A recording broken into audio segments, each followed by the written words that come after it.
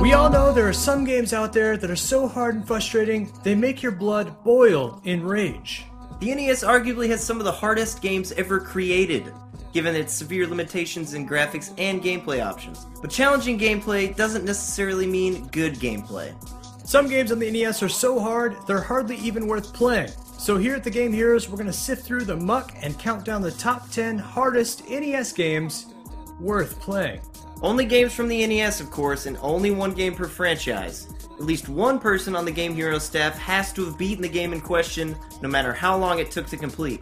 Also, this list isn't just graded on difficulty. Awesomeness comes into the equation as well. So no Dudes with Attitude or Silver Surfer, because those games blow glowing sticky balls. These are the games that are extremely hard yet extremely awesome. These are the games that are so hard they make you throw your controller, but so good, you want to pick it right back up and start playing again. I'm Handsome Tom. And I'm Classy Man Jared. For the Game Heroes Top 10 Countdown of Hardest NES Games Worth Playing. Number 10.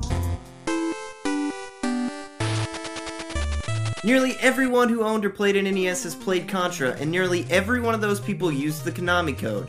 But we're talking about pure Contra. No code, no cheats, no mercy. Contra without the code definitely deserves to get the number 10 spot on this list. Even with the code that grants you 30 lives, this game is tough as shit and fun as hell. Of course, 2-player mode is always awesome, and Contra sports some of the coolest power-ups in video game history. Difficulty in this game comes from very challenging platforming and a never-ending onslaught of enemies. If you fall off the screen once, you're dead. If you get shot once, you're dead. If a single pixel of your commando's body touches any enemy, you're dead. This proves to be a problem when you start with only 3 lives. Epic boss battles and great music make this game an unforgettable classic. Beating Contra without the code is a true flex of the gaming muscle and would literally score you with chicks instantly. So give it a shot. Just don't expect much of an ending. Sadly. Number 9. Kung Fu is an early NES title that was full of action, kicking, punching your way through hordes of midgets, big men, and even punching snakes and bees in the face. And that's cool. We'll start by saying that there's only 5 levels. You know it's a hard game when there's only 5 levels. If you haven't played this game, 5 levels doesn't sound like much, but surprisingly, most people have never beaten Kung Fu. Really? Only 5 levels, Jared? Say that one more time for me. 5 levels. Only 5 levels. Only 5 levels. The first level isn't much of a problem, and even the second level can be mastered quickly, but then it's a non-stop death trap of doom until you finally fight Mr. X. No, not that X. This guy. You better be careful because ninjas and midgets alike can devastate your life by holding you? Yeah, that's right. Gang rape for the win. Number 8.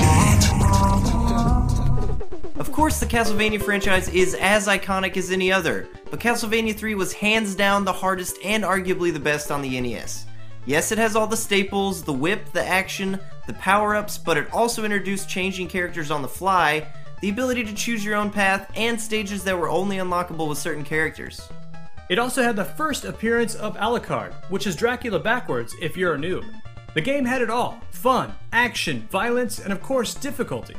In true Castlevania style, you fly back when hit by anything, and that can make jumps damn near impossible. The only way to conquer this game is to memorize where all the enemies will be. Otherwise, those Medusa heads will come from off the screen and take you out. And don't even get me started on those damn fleamen. Like many games of the time, level cutoff will kill you, even if it's just a pixel. Castlevania 3 has the perfect gameplay, and that's only trumped by an unforgettable soundtrack, and will go down in NES history as one of the best tough games on the system. Number 7. Oh, Blaster Master, how I adore you. After that badass 7-minute intro where you go vigilante to save your frog friend, you realize this game is like no other. A side-scrolling shooter with top-down levels as well? Cool! And a jumping tank? Awesome! I wish my car could jump.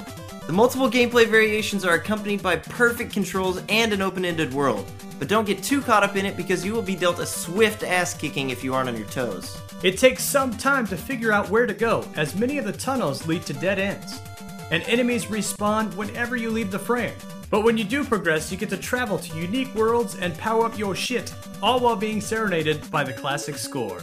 However, the sound effects do conjure up bad memories, as they are the same as Fester's Quest. No! It's quite an accomplishment to beat this underrated action game without using cheats like the infamous grenade trick, but it's even more difficult to stop playing at all. Number 6. Hands down, the best NES movie to game adaptation. Not only did it have awesome cutscenes, power-ups, music, and ass-kicking, but it was also hard as hell.